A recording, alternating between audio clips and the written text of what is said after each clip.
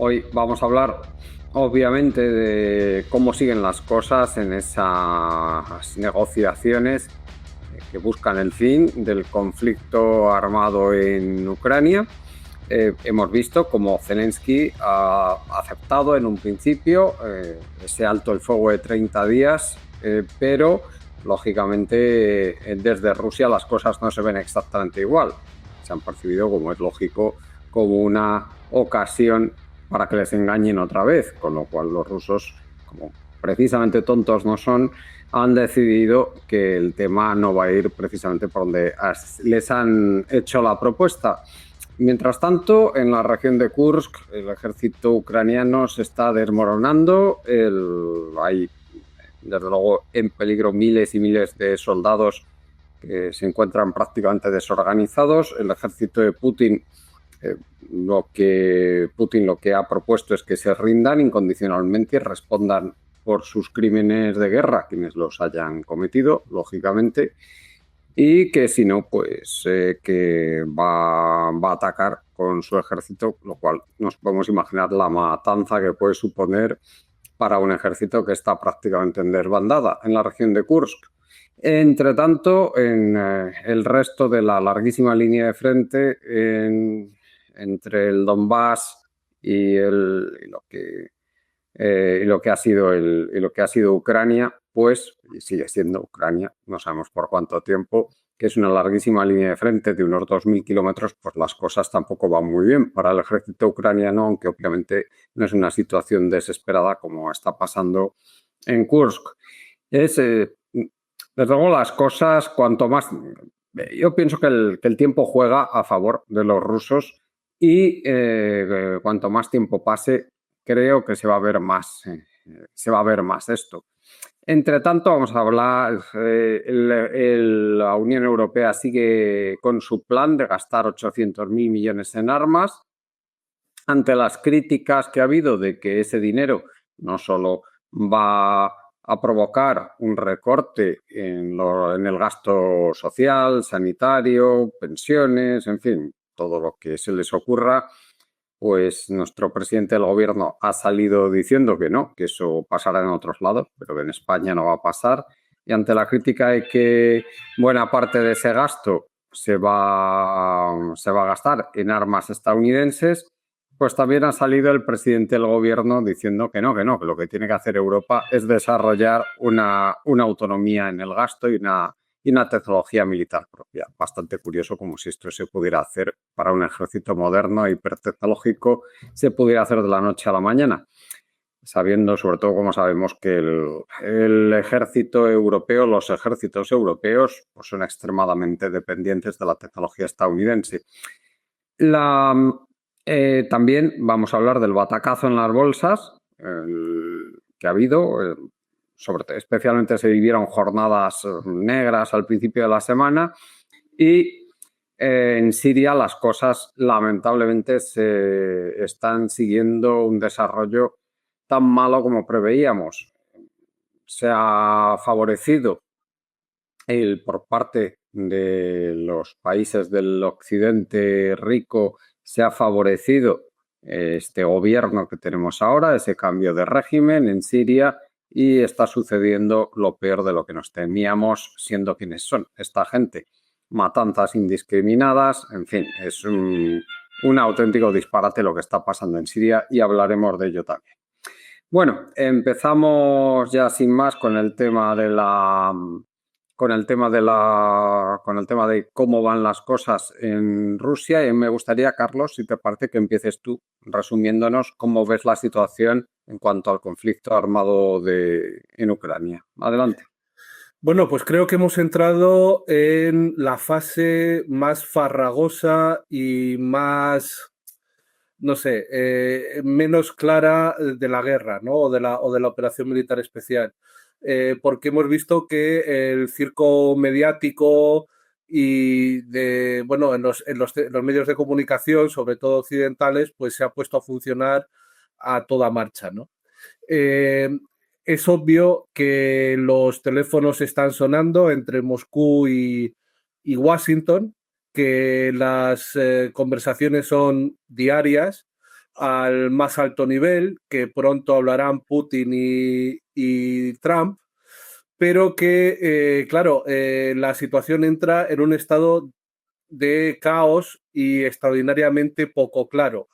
Eso hace que nosotros como comentaristas pues tengamos las cosas bastante difíciles, porque en estos momentos creo que las personas que realmente saben lo que está pasando pues se pueden contar con los dedos de una mano, que son los responsables de Estados Unidos, los máximos responsables de Estados Unidos y de Rusia. Todo lo que sea fuera, todo lo que esté fuera de los dedos de esa mano, pues son especulaciones. Lo que sí que parece claro es que Trump ha intentado neutralizar bueno, el órdago ese absurdo que hizo Macron, poniendo encima de la mesa la posibilidad de mandar armas tropas a Ucrania, y que además fue seguido por el Reino Unido. Parece que eso había que neutralizarlo, y que la manera de neutralizarlo desde la Casa Blanca fue decir, no, pues vamos a hacer un acuerdo de paz, y además vamos a volver a mandar ayuda militar y económica a Ucrania. Eso hizo que los franceses y los británicos se calmaran. Luego parece que no ha sido verdad que esa ayuda esté llegando, pero ya la amenaza de ese órdago absurdo de Macron pues ya se había neutralizado. Por su parte, Rusia, por supuesto, ha dicho que sí, que ellos están de acuerdo con la paz, no solamente de 30 días, sino de siempre, ¿no? Pero que, por supuesto, ellos tienen sus condiciones. Y sus condiciones son las mismas que desde el principio de la operación militar especial. La desnazificación, la neutralidad de Ucrania la desmilitarización, ¿no? Eso es lo mismo que llevan diciendo desde el principio de la operación militar especial. Es decir, si aceptáis nuestras condiciones, la paz está ya. Es decir, lo que están diciendo es, si os rendís, nosotros firmamos la paz hoy mismo.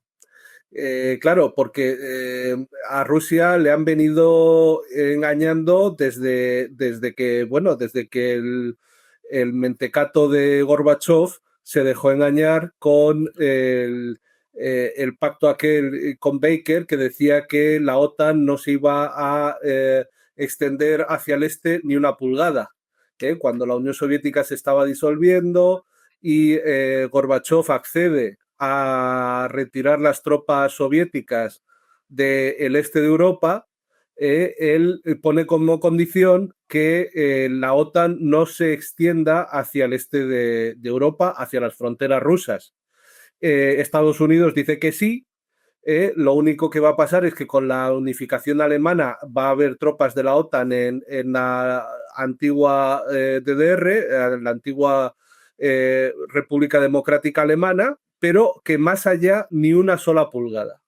El mentecato de Gorbachev pues no lo recogió en un acuerdo, que es lo que hubiera hecho toda persona razonable, pero sí que están las actas de las reuniones donde se cita textualmente estas palabras de Baker, ¿no?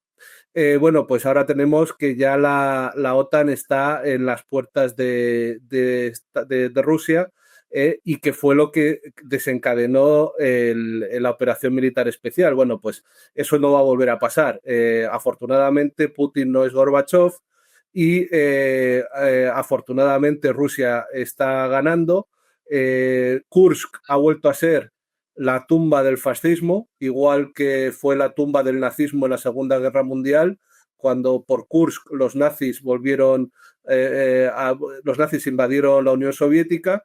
Esta vez los nazis han vuelto a invadir Rusia por Kursk y afortunadamente han perdido, y ningún ejército que vaya ganando aplastantemente como está ganando aplastantemente el ejército ruso va a aceptar una tregua de 30 días para que el enemigo se rearme y volvamos a tener otra vez la confrontación. Por lo tanto, eso yo creo que es lo único que se puede decir en estos momentos.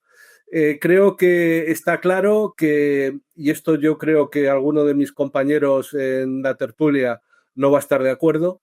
Creo que sí que está claro que ha habido un intercambio de cromos entre Rusia y Estados Unidos, según el cual pues Rusia gana en Ucrania y abandona Siria, por lo menos momentáneamente. Eso yo creo que se sigue manteniendo, es decir, se sigue teniendo presencia en Siria. Hemos visto cómo las bases rusas son el único sitio donde los alawitas están seguros, porque Al-Qaeda controla ya todo Siria, con, por supuesto, el apoyo de Occidente, de la Unión Europea, de la OTAN, de Estados Unidos, pero que los rusos no van a hacer nada más en Siria que eso, ¿no? Que es lo que proteger a la población civil que llegue a sus bases.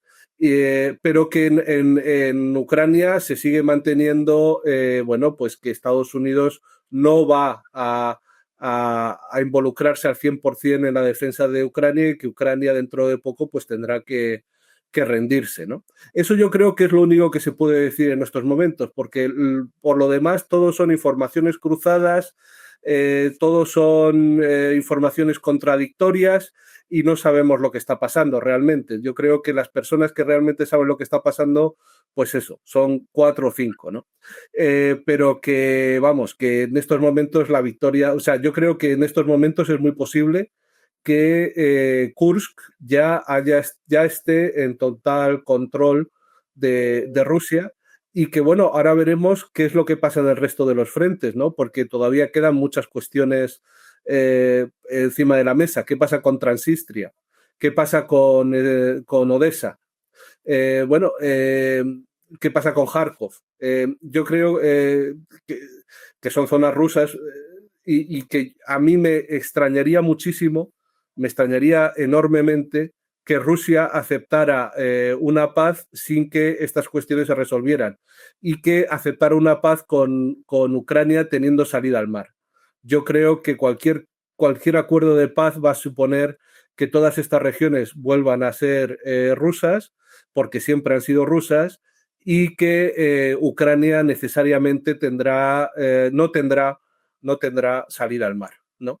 Vamos a ver cuando se calmen las aguas todo se tranquilice un poco, a ver este acuerdo en qué se materializa.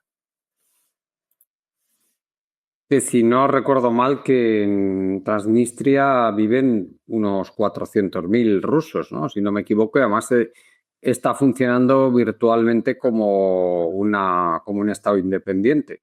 Y 200.000 tropas. 200.000 tropas.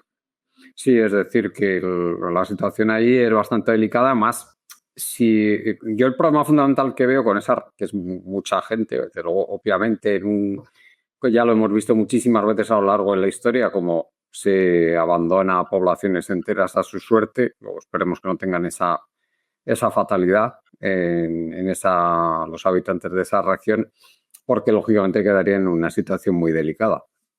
Pero vamos, lo lógico, desde luego, habiendo llegado a donde se ha llegado, es que se intente unir esa región, esa pequeña región, con el resto de las zonas que están en poder de Rusia, y eso necesariamente exige que Odessa pase también a control ruso, necesariamente, lo cual es un tema muy delicado porque se quedaría sin salida al mar, Ucrania.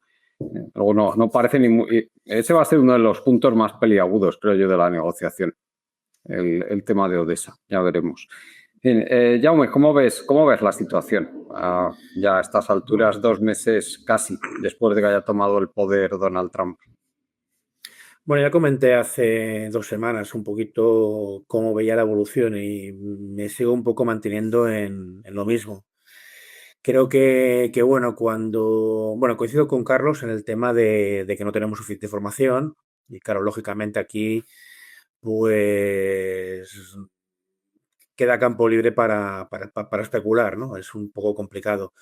Pero a ver, mi impresión es que, bueno, partimos de una situación de crisis del sistema, de crisis terminal del sistema, de la imposibilidad de seguir creciendo de forma infinita en un planeta pues que es finito y que, bueno, adelante de eso, pues estoy convencido que las élites conocen el tema perfectamente y otra cosa es bueno, que se explicite, ¿no? Entonces llevamos tiempo con muchas movidas. Creo que casi desde el 2011 hemos estado de susto en susto, ¿vale? Y la realidad es que, bueno, si no hay crecimiento con el sistema que tenemos, pues hay un incremento de desigualdades. Yo creo que Putin quiso meterse en el club en su momento, bueno, incluso entrar en la OTAN y bueno, participar del sistema en el que estamos. Se le imaginó, se le dejó fuera y a partir de ahí, bueno, pues se siguió su vía, su proceso y la opción globalista, la opción representada por gran parte del pensamiento europeo mayoritario y sobre todo pues en los Estados Unidos por los demócratas, pues bueno, la opción imperialista es la opción global, ¿no? Y esta opción Que, globalista... que, ojo, si me permites, Sí. Jaume, que parece que nos hemos olvidado que que el globalismo, ¿cómo se llama? Es la globalización neoliberal, a la cual se opuso la izquierda de forma sistemática durante mucho tiempo. Bueno, y se sigue oponiendo una izquierda que ya no está en los parlamentos. Pero bueno, Bueno, y esa pero izquierda bueno. cuando ya está en los parlamentos y llega al poder, de repente no sabemos qué es lo que pasa, que renuncia a muchos de sus principios. Y bueno, no quiero entrar nada en política local, Sí, pero sí. lo que es No, pero importante... que estamos una gente que pensamos que tiene que haber unas políticas globales determinadas para afrontar retos globales, ¿no? Especialmente de A tipo ver, la salida medioambiental. menos malo sería afrontar la situación en la que nos enfrentamos. ¿Vale? No voy a entrar ahora Ujú. en temas de Sí, sí, Alticoin ni de...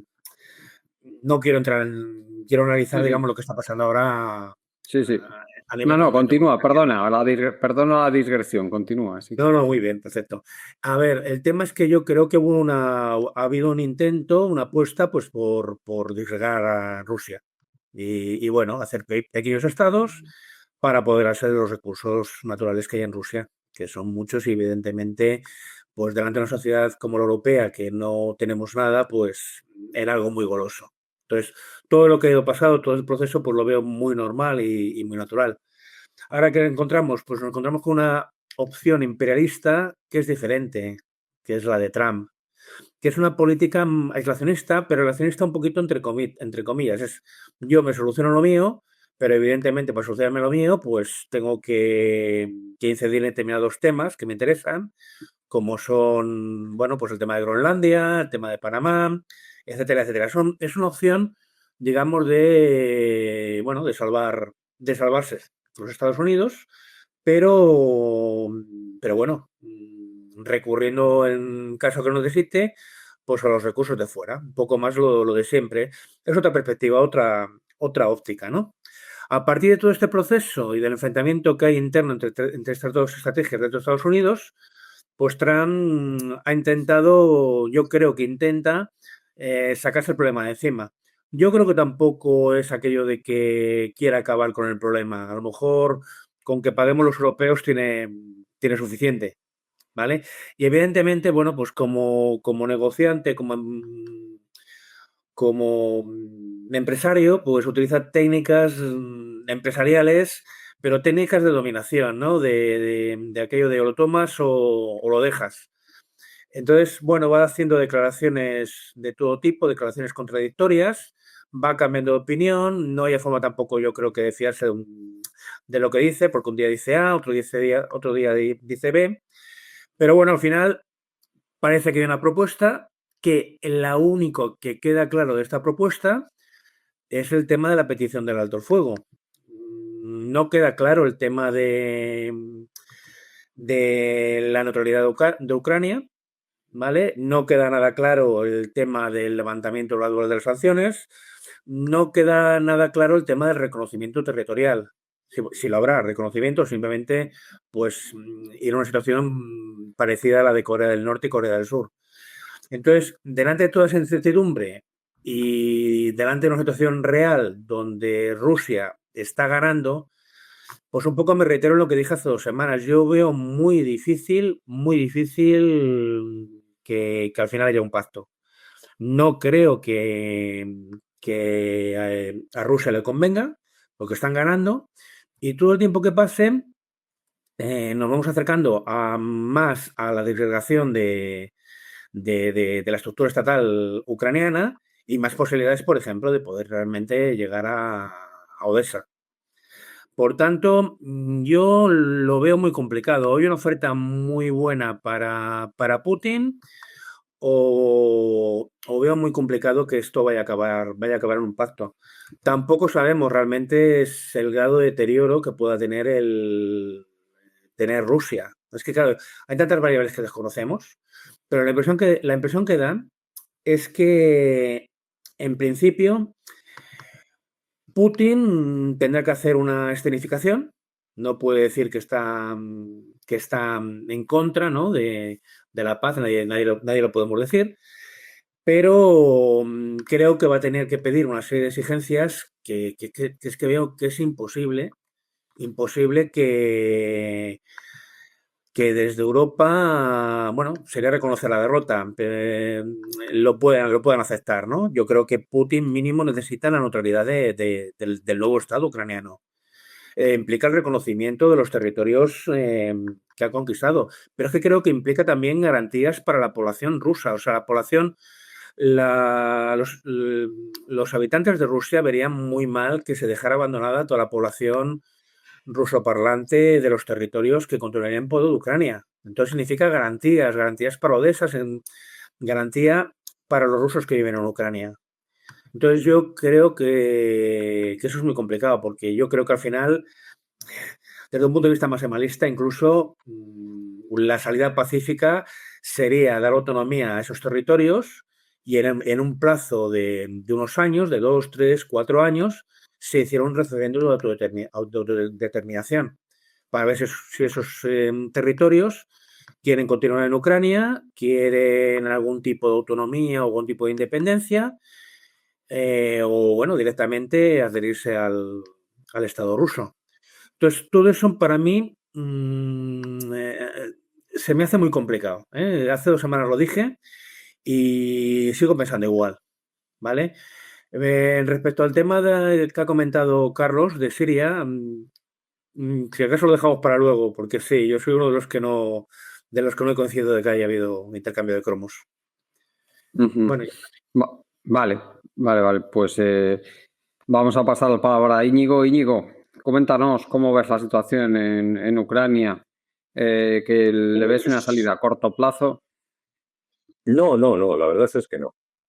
La verdad que coincido bastante con Jaume, en el sentido de que, bueno, yo creo que la situación en Ucrania, ¿no?, sobre todo respecto a los territorios que hemos mencionado, sobre Transnistria, sobre, bueno, pues toda la zona del Donbass, etcétera, pues han camino de convertirse en la Serbia del siglo XXI.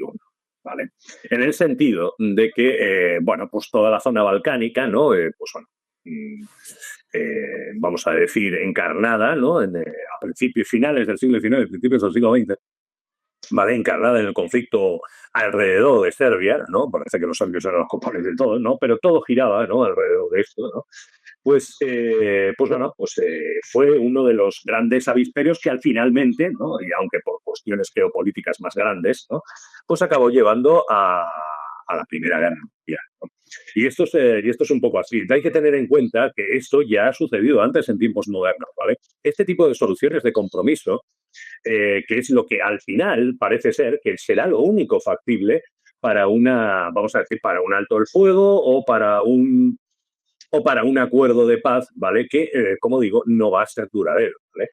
Todos hemos visto que era lo que ocurrió durante precisamente alrededor del tema de Serbia, ¿no?, en tiempos modernos, en la década de los 90, ¿no? Precisamente este tipo de acuerdos que no solucionaban los problemas de fondo y que, sobre todo, dejaban el resentimiento y los intereses sin solucionar encima de la mesa, pues acababan generando, pues bueno, pues nuevas guerras, limpieza étnica, que es mucho lo que me temo que ocurra si Rusia, pues bueno, accede a ese tipo a este tipo de, bueno, de solución de compromiso, ¿no? Y esto yo creo que los rusos lo tendrán presente, que es el tema de, pues imagínate qué ocurrirá con Donbass o Transnistria si Rusia, pues bueno, renuncia a ese tipo de, pues, bueno, a establecer a un protectorado, anexionárselo o cualquier otra fórmula, ¿no? Que, bueno, que lo ponga bajo su directo control, ¿no? Pues acaba habiendo limpieza étnica y ese tipo de cosas que, bueno, que hemos visto suceder aquí mismo en Europa del Este, ¿vale? En los años 90 y en los 2000, ¿no? En Kosovo, en Kosovo, en toda la antigua Yugoslavia, en toda la zona, ¿no? Alimentado pues por las diversas potencias con intereses en la zona, ¿vale? Esto lleva ocurriendo siempre, ¿no? Y bueno, pues como he dicho, llegó hasta el punto, ¿no? de ser hace 100 años, ¿no? El casus belli que, bueno, pues destruyó Europa, porque Europa como potencia mundial murió en 1914, ¿vale? Desde entonces solo ha sido tutelada, ¿no? Respecto a lo que hablaríamos de lo que es la situación global, pues sí, yo creo que ha habido un intercambio de cromos, ¿vale? Ahora no estoy hablando específicamente de Siria, ¿no? Sino en general sobre el plan de paz y todo lo demás. Sí que ha habido un intercambio de cromos porque hay que tener en cuenta, mira, la semana pasada hablamos de Barbara Tuchman y varios de sus libros precisamente alrededor de la Primera Guerra Mundial, ¿no? De los cañones de agosto, cité yo, etcétera. Pero mira, curiosamente también cité que ese libro, ¿no? Y que, por ejemplo, Kennedy, durante la crisis de los misiles cubanos, lo había leído, ¿no? Se menciona en la película 13 días. Es una película que recomiendo para que se vea un poquito cómo funciona, un poco, ¿no? Y ya sabemos, de una manera un poco idealizada, ¿no?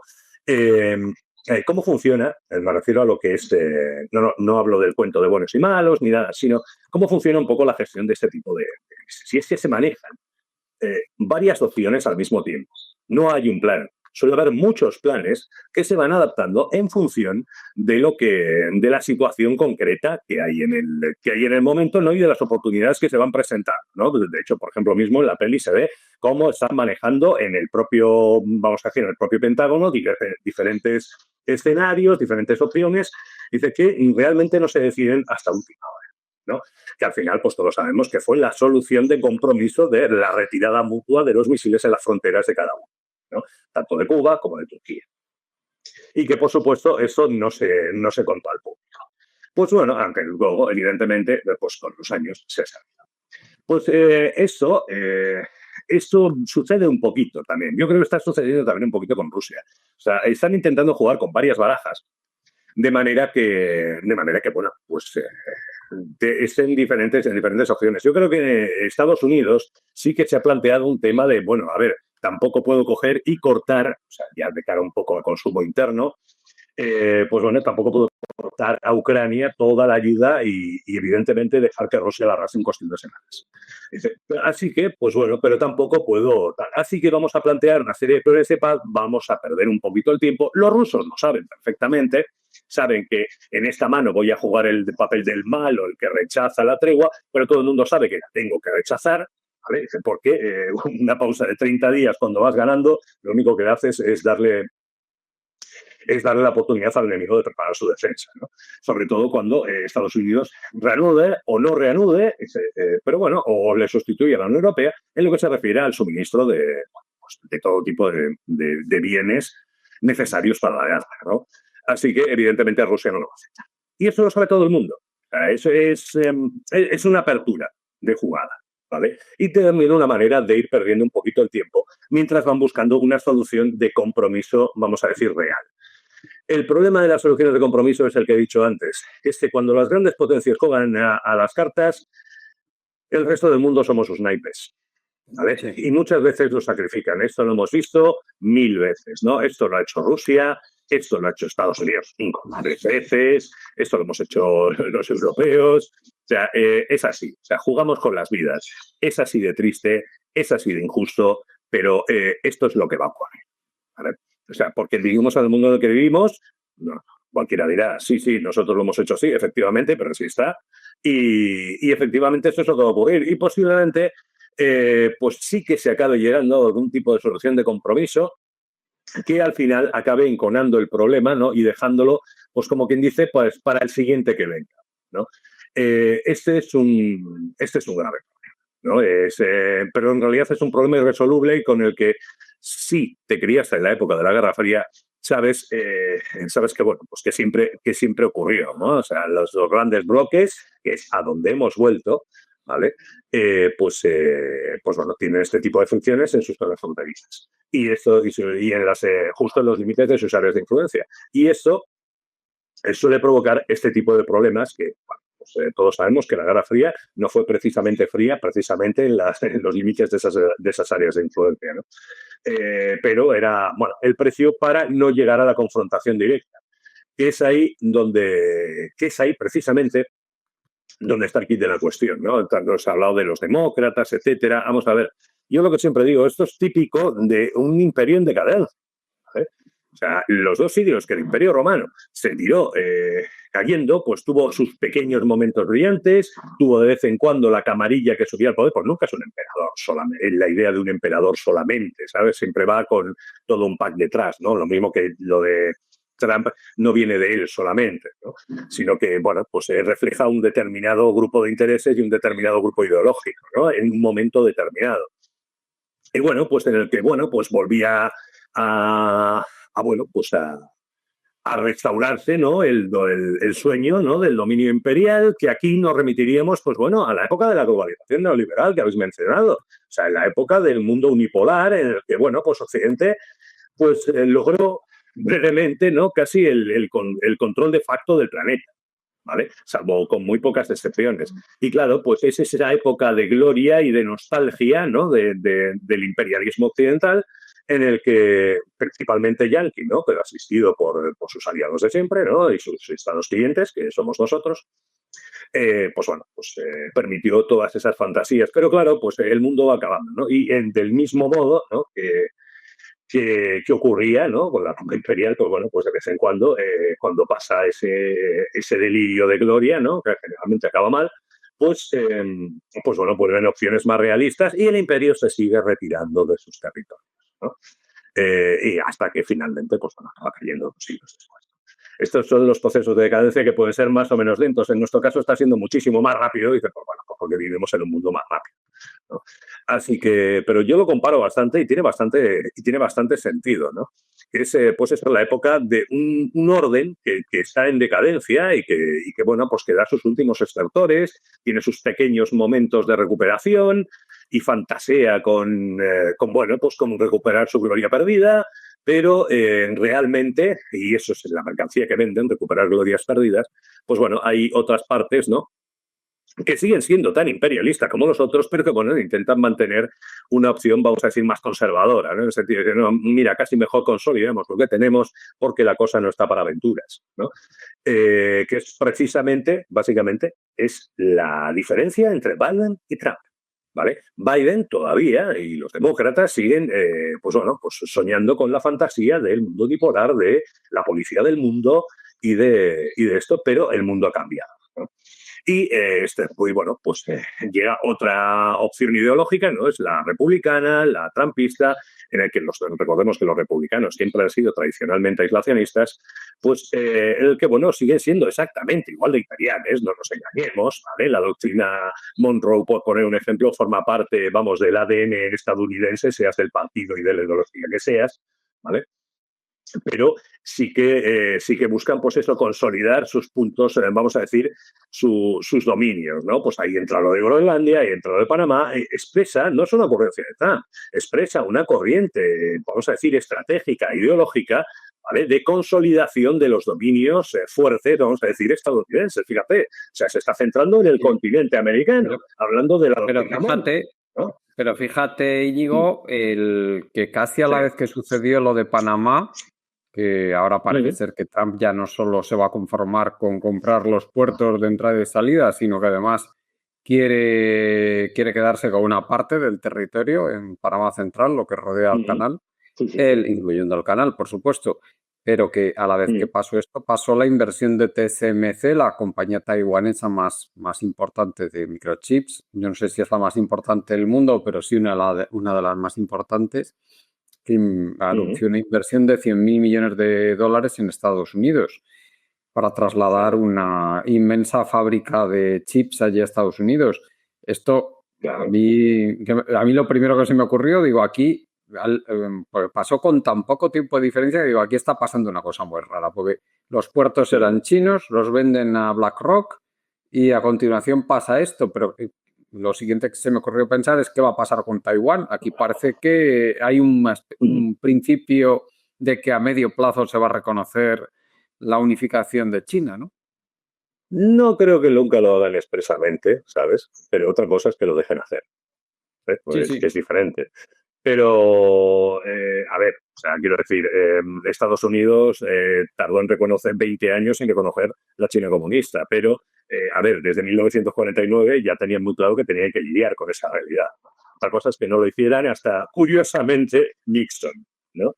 Pero que precisamente Nixon representaba precisamente otro antecedente histórico precisamente de esta, vamos a decir, de esta dicotomía, ¿no? En las concepciones imperiales, ¿no? Es Nixon el que se retira de Vietnam, ¿no? El que lo hace de una manera fatal, ¿no? Y dice, pero bueno, su idea es, no, vamos a recoger cable. ¿Vale? Es Nixon quien reconoce a la China comunista. Ese dice, ¿por qué? No es porque sea menos imperialista, para nada, que se lo cuenten precisamente sobre la política no imperialista de Nixon a toda Centro y Sudamérica, ¿no? Precisamente, ¿no? Y a los chilenos, por ejemplo. Pero lo que hace es consolidar. Y precisamente una maniobra como esta, lo que hace es precisamente lo que está pensando, ¿vale? Y delata una forma de pensar que es trasladar, vamos a decir, las industrias más vitales para Estados Unidos dentro de las murallas, ¿no? O sea, traer como quien dice, pues bueno, por lo menos parte de ella a Estados Unidos, al lugar seguro, ¿no? O sea, es esa forma de pensar, ¿no? Precisamente la doctrina, vamos a decir, que realmente Trump no tiene una doctrina. Es demasiado caótico y su gobierno es demasiado caótico para tener una doctrina coherente y lo vemos en todos los campos, ¿no? Económicos, estratégicos y de todo, ¿no? Pero sí que refleja un modo de pensar, ¿no? Y ese modo de pensar es bastante tradicional republicano, que es el de consolidar las plazas fuertes, ¿no? Para ellos el continente americano es suyo y lo van a consolidar, ¿vale? Sus zonas de influencia fuertes son suyas y las quieren consolidar. Y quieren retirarse precisamente de las zonas que más problemas les dan, que son precisamente, pues bueno, donde choca con otra, vamos a decir, otra potencia, dos potencias beligerantes, ¿no? O sea, beligerantes no en un sentido de que pretendan atacar a Estados Unidos, sino que, bueno, pues que pues responden con bastos, ¿no? Que a Rusia o como es China, ¿no? Que en China, con Taiwán, no acepta componentes, ¿no?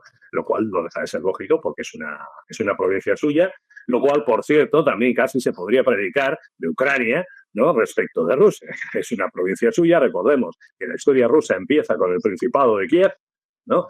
Y siempre lo fue, ¿vale? O sea, eso de tal, dice, a ver, dice, no, es que el pueblo ucraniano, tal, oye, mira, Rusia, o sea, antes de ser incluso la URSS, Rusia siempre fue un estado multiétnico, y lleva reconocido, vamos, en la cultura rusa desde la época de Pedro el Grande, ¿no? Sí, somos un pueblo multiétnico.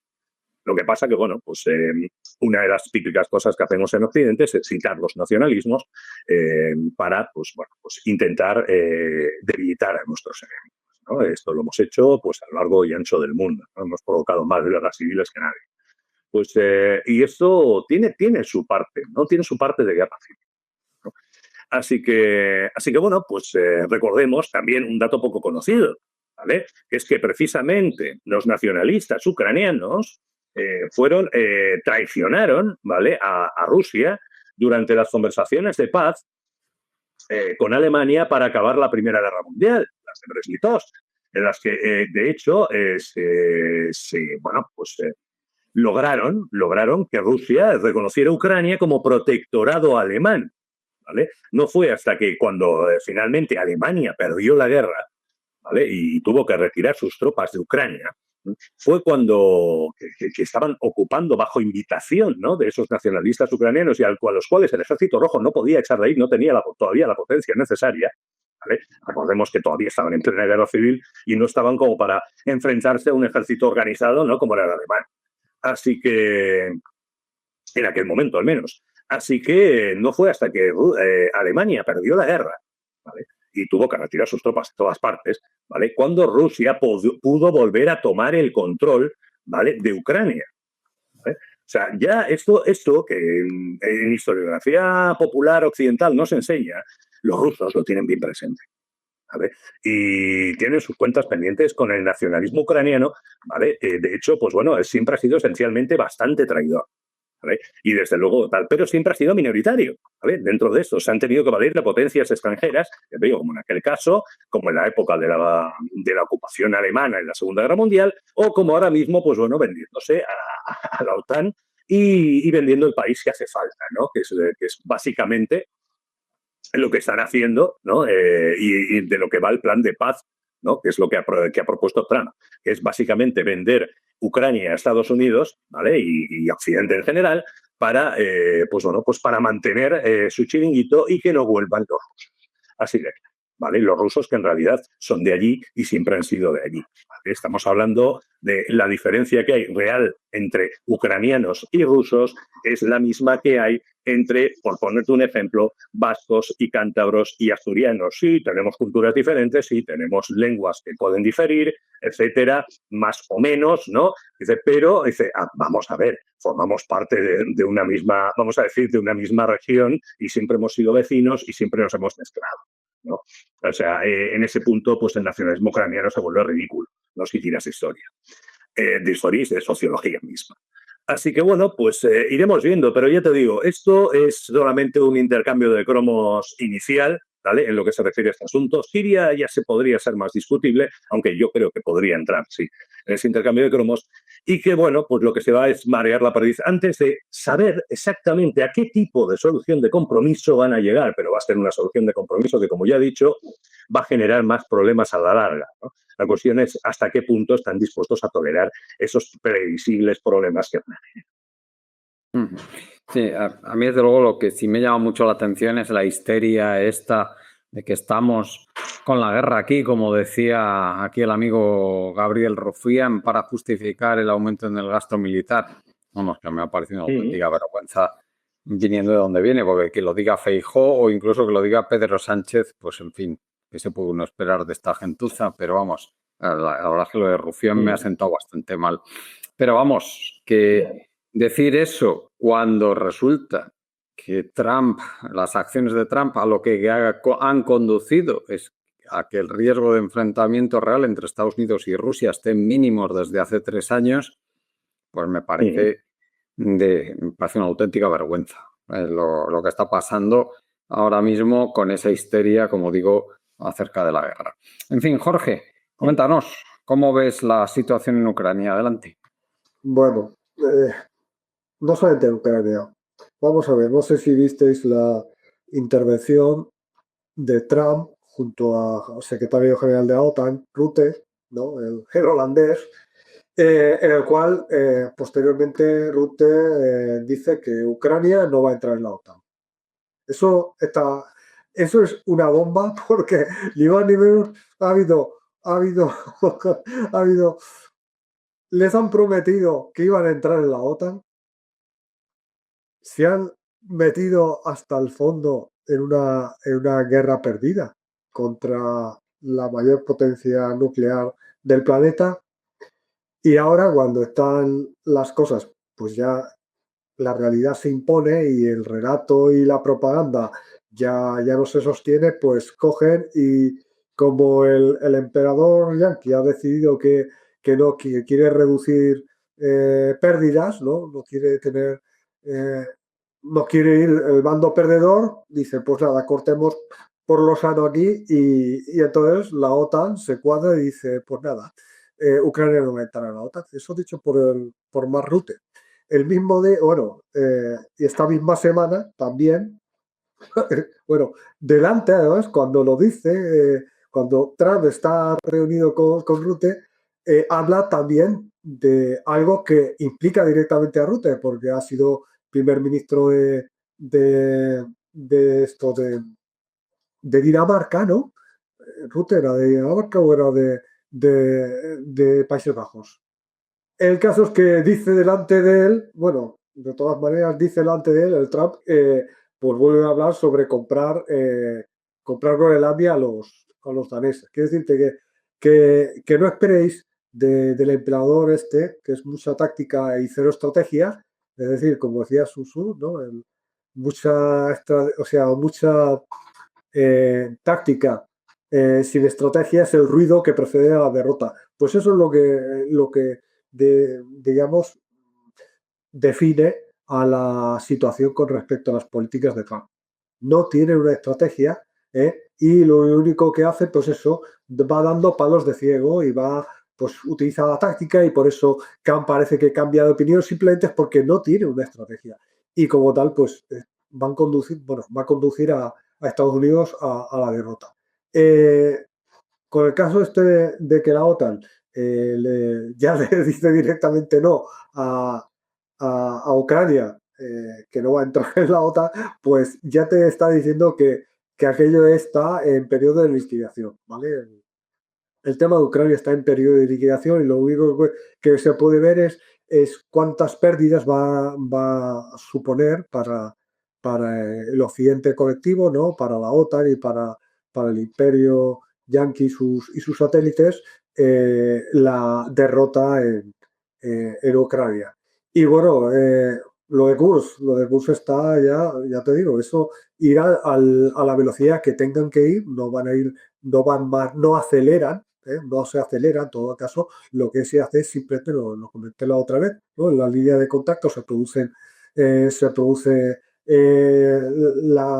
las bajas y tal, y llega un momento que uno se queda sin la posibilidad de reforzar, y como tal parece que se acelera, pero no, lo que pasa es simplemente que en lo duro, que es la línea de contacto, llega a lo blando, y como no hay resistencia, pues evidentemente entra hasta la cocina. Pues eso es lo que estamos viendo en Kursk.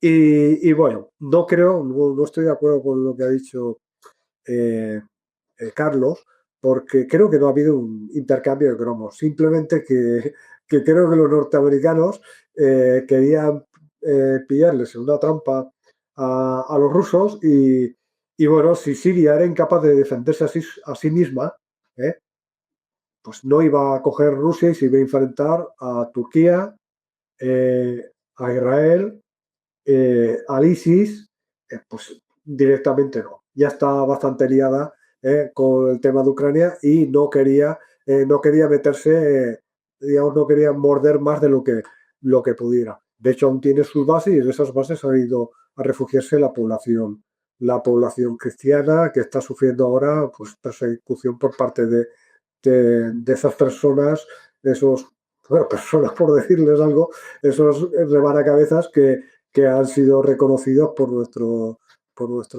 gobierno, mandando al ministro de Asuntos Exteriores, por la Unión Europea y tal.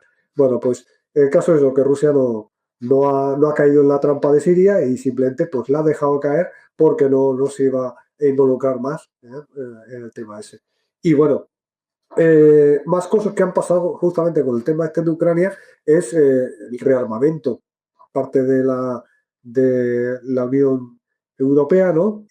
La Comisión anuncia a bombo y platillo el programa de rearmamento europeo, ¿no? De 800 billones, y lo primero que pasa es que directamente invoca el 155, creo, el artículo del Tratado de Funcionamiento de la Unión Europea, y aparta los obstáculos que puedan existir dentro del Parlamento Europeo. El Parlamento Europeo, que siempre, bueno, muchas veces habéis oído hablar que es una cámara de sombras, que no tiene ningún poder, efectivamente no lo tiene, pero sí que tiene digamos, pues sirve de escaparate, ¿no? Entonces coge y la Comisión, viendo que pudiera ser que ese escaparate pues no se cuadrara lo suficiente se pusiera firmes lo suficiente frente al anuncio de Frente Común contra Rusia, pues directamente lo ha excluido al Parlamento Europeo.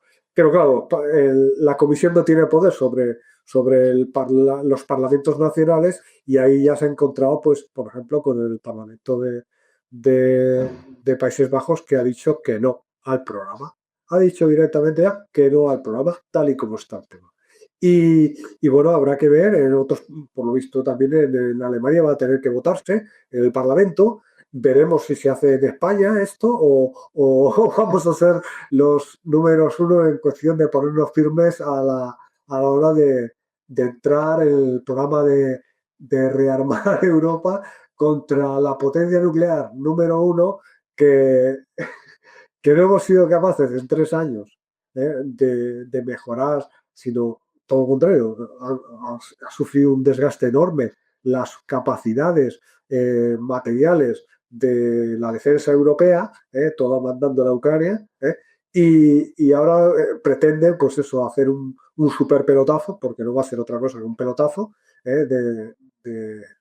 de armamento, ¿no? De dinero para los dueños de las fábricas de armas, en última instancia por la clase rentista, que son los bancos y los grandes fondos. Y bueno, pues ahora es la oportunidad que tienen los partidos de diferenciarse y de, digamos, alejarse de esta locura. En Italia también el movimiento 5 Estrellas y Conte han instaurado, se han puesto en contra también de este plan. ¿Qué pasa con qué pasa con la izquierda en España con respecto a este plan?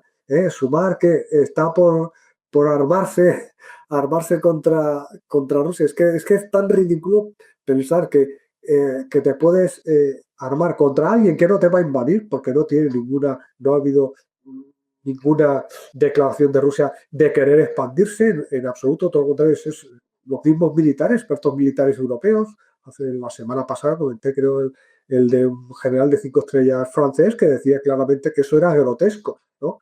Pues la izquierda española está aceptando ese plan grotesco de rearme contra una potencia nuclear que nos lleva a una escalada, que además que no va a servir nada más que para, pues eso, para llevar dinero público a los bancos. Pues la verdad es que es lamentable, ¿no? Bueno, pues yo de esto creo que lo que vemos es que Occidente cae por culpa pues eso, de su orgullo desmedido, de su falta de tener los pies en la tierra y crearse su propio relato. Especialmente, pues todas las élites europeas si las comparas a las élites China o incluso Singapur, un pequeño país, pero es que lo ves, es que la diferencia es abismal. Aquí hemos cogido y tenemos verdaderos mezquinos, gente mezquina a unos niveles que dices, ¿cómo pueden estar mintiendo y haciendo declaración? ¿Cómo puedes al número uno de la diplomacia europea, entre comillas, y poner a alguien que está diciendo de desmembrar la potencia nuclear que tienes al lado? Pero vamos a ver, es que esto simplemente Europa es un chiste malo. Y lo que estamos viendo es que pues el desmoronamiento de ese sistema va a ser dramático porque esto nos va a pasar factura y va a pasar factura, te digo, el problema de seguridad en las fronteras. El problema, por ejemplo, nosotros con la seguridad en las fronteras sur, que ahí sí que tenemos una amenaza. Ahí sí que tenemos una amenaza. Marruecos sí que tiene aspiraciones territoriales contra España, ¿vale? Y ahí no se ve nada. Directamente estamos pensando en un frente que está a miles de kilómetros y teniendo amenaza real pues en nuestras fronteras. Y nada, pues eso, lo de siempre. La izquierda aquí está absolutamente pro régimen, absolutamente pro atlantista, absolutamente pro neoliberal y el que dice algo que no es así, como el otro día oímos a los del bloque nacionalista galego con una intervención muy buena de 4 minutos, pues eso resulta imposible de ver el resto de la izquierda. Me da igual que esté hablando de Bildu, que ya no te digo de Esquerra Republicana, de la COP o de cualquiera. Salvo esa honrosa excepción, lo único que veo es que nos quiere arrastrar a la escalada que no tiene mucho sentido y que bueno, que nos pone en un peligro enorme. Ya veremos luego las consecuencias que tiene también por seguridad interna, ya no seguridad de las fronteras, seguridad interna. Tenemos muchísimos inmigrantes refugiados, mejor dicho, de Ucrania, muchos de ellos ultraderechistas, solamente un paseo por nuestras ciudades puedes ver pues a gente con sus parches, con sus soles negros, con su Plavisector y todo eso pues lo tenemos ya aquí, lo hemos importado y que esos problemas habrá que lidiar con ellos en cuanto digamos el tema de Islandia, cómo quede al final Ucrania, pues se liquide de aquella manera, por supuesto con todas las garantías para Rusia, porque si no Rusia no va a acabar la operación militar especial, y luego tendremos todos esos problemas nosotros, y tendremos que lidiar nosotros con ellos, con una élite que lo único que sabe hacer es meternos en más problemas, y no solventar ni uno solo, sino meternos en más problemas y ahora encima, pues eso, alimentar a las clases artistas.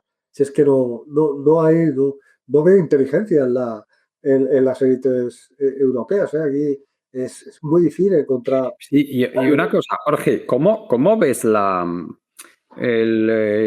todas estas declaraciones? Porque en Finlandia sí que han reconocido que van a hacer un recorte o que han hecho, y se supone que van a seguir haciendo recortes drásticos de gasto social. ¿Cómo ves estas declaraciones Bueno, de Pedro eso es Sánchez? normal, pero vamos a ver, si el proyecto neoliberal de la Unión Europea está para destruir el Estado social, y el que piensa que no es que no lo ha entendido. Él se realiza especialmente con ese sentido. El enfoque de áreas monetarias óptimas de Mandel, ¿no? Es una empresa de Reaganomics, ¿no?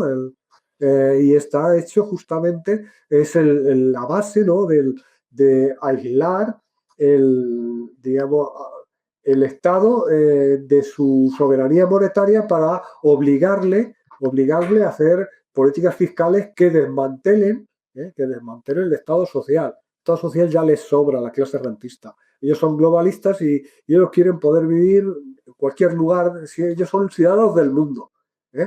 Ciudadanos del mundo y con ninguna nación ninguna nación, luego ningún pueblo que se sienten vinculados, solamente a la hora de extraer pues, el trabajo de millones de trabajadores para hacer sus vidas, ¿no? Y bueno, lo de Finlandia, lo que pasa es que Finlandia, como lleva construido el estado de bienestar mucho más tiempo que el nuestro, pues parece que es algo nuevo, pero no es así, porque ves Suecia también y lo ves por toda la Unión Europea. El desmantelamiento es constante, ¿vale? Y no es lo mismo como estaba en los años 80, como a partir del Tratado de Unión, como estás, por ejemplo, Suecia. Mira, Suecia tiene el desempleo juvenil el segundo más alto de la Unión Europea. Justo debajo de nosotros y por encima del que tiene Grecia. Vamos, un desastre del neoliberalismo. Lo mismo se está pasando ahora en Finlandia también.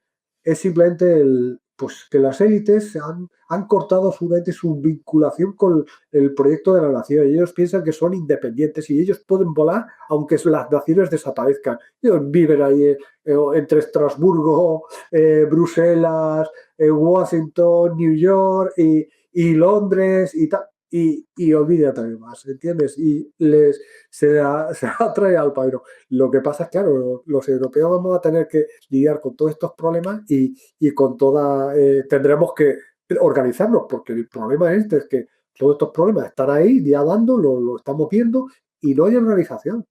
No hay ninguna organización. La izquierda está absolutamente desmantelada en toda la Unión. Lo vemos y es curioso. Mira tú, el Labour británico, ¿qué está haciendo? Está haciendo recortes más que los Tories. Y es lo que hay.